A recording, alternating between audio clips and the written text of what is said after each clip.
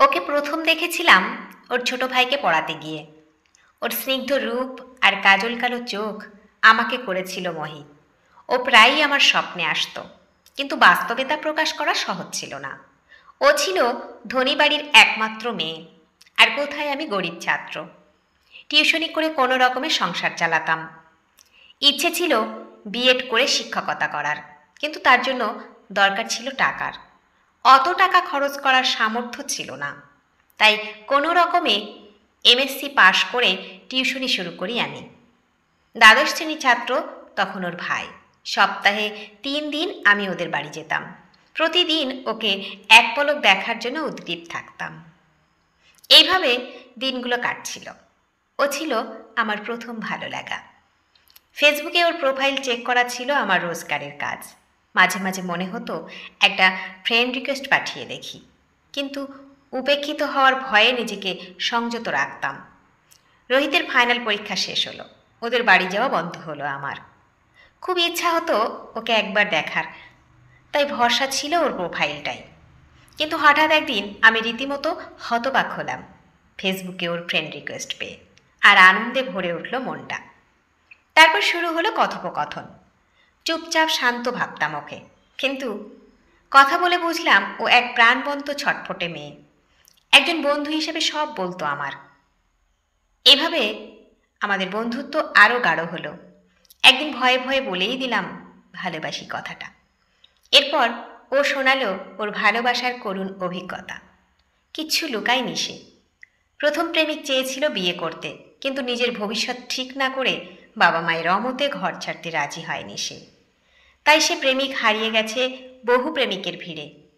তারপর দ্বিতীয় প্রেমিক ছিল তার বন্ধু। সেবারেও ঠকেছিল মেয়েটা ভালোবেসে, কারণ তার থেকেও ভালো কাউকে পেয়ে হাত ছেড়েছিল সেও। তাই বারবার পরাজিত হয়েছিল ভালোবাসার কাছে। ক্লান্ত হয়ে সে শান্তি চেয়েছিল একটু। ও কিন্তু আমাকে প্রত্যাখ্যান করেনি, আমিই করেছিলাম প্রত্যাখ্যান। তবে সেটা মনে মনে। আমি ওর যন্ত্রণা বুঝিনি, নিজেকে তৃতীয় প্রেমিক হিসেবে মেনে নিতে পারেনি। বেশ কিছুদিন পর ও আমাকে ভালোবাসার কথা বলল, কিন্তু আমার কেবল মনে হচ্ছিল ও আগের 2 প্রেমিককে একই কথা বলেছে। গুরুত্ব দেইনি তাই আর। ভেবেছিলাম ও আমার প্রেমিকা হওয়ার যোগ্য নয়, কিন্তু তখন ওকে আমার দরকার ছিল। ও আমার জন্য অনেক করেছিল যেন, তা ওর প্রতি সম্মান ভালোবাসা আর ছিল না। ছিল শুধু অভিনয়, কারণ আমি ওর তৃতীয় প্রেমিক ছিলাম বলেই। আমার বিএডের জন্য দরকারি টাকার জোগান ওই দিয়েছিল। তাই জন্য তো আমি আজ একজন সফল শিক্ষক। আমি একদিন ওকে নিজের করে পেতে চাইলাম। নিজের সবটুকু দিয়ে খুশি করতে চেয়েছিল ও আমায়। ওকে পুরোপুরি ভোগ করার পর ভেবেছিলাম ইহার নতুন কি, আগে আরও দুজনও তো ওকে ভোগ করেছে। কখনো ভাবিনি মেয়েটা আমাকে আঁকড়ে সব যন্ত্রণা ভুলে সংসার করার স্বপ্ন দেখছে এটা। মায়ের অসুস্থতাতে এই মেয়েটাই সেবা যত্ন করে সুস্থ করেছিল, এটাও আর মনে রাখিনি। শিক্ষকতা পাওয়ার পর ওকে আর আমার দরকার ছিল না, তাই দূরত্ব বাড়াচ্ছিলাম একটু একটু করে।